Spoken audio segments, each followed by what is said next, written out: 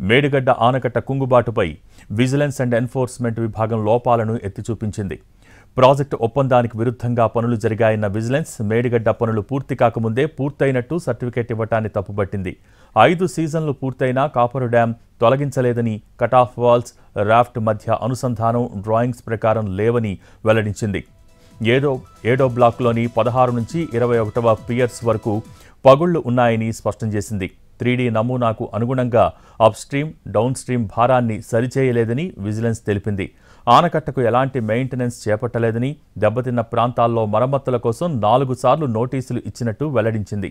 2020 మే, 2021 ఫిబ్రవరి, 2022 April, 2023 ఏప్రిల్లో నోటీసులు ఇచ్చి మరమ్మతులు చేయాలని నీటిపారుదల శాఖ ఏజెన్సీ కోరినా పట్టించుకోలేదు. దెబ్బతిన్న భాగానికి ఎలాంటి మరమ్మతులు చేయలేదని స్పష్టం చేసింది. బ్యారేజీ ఆపరేషన్లోకి తీసుకొచ్చే ముందు సీసీ బ్లాకులను ప్రాజెక్ట్ అథారిటీ తనిఖీ చేయలేదని విజిలెన్స్ తెలిపింది. కనీసం నిర్వహణ కూడా చేయలేదని, ఇది నిర్వహణ పరంగా చాలా ముఖ్యమైన అంశమని స్పష్టం చేసింది. ప్రాజెక్టు ఒప్పందానికి విరుద్ధంగా పనులు జరిగాయన్న విజిలెన్స్ మేడిగడ్డ పనులు పూర్తి కాకముందే పూర్తయినట్టు సర్టిఫికెట్ ఇవ్వటాన్ని తప్పుపట్టింది.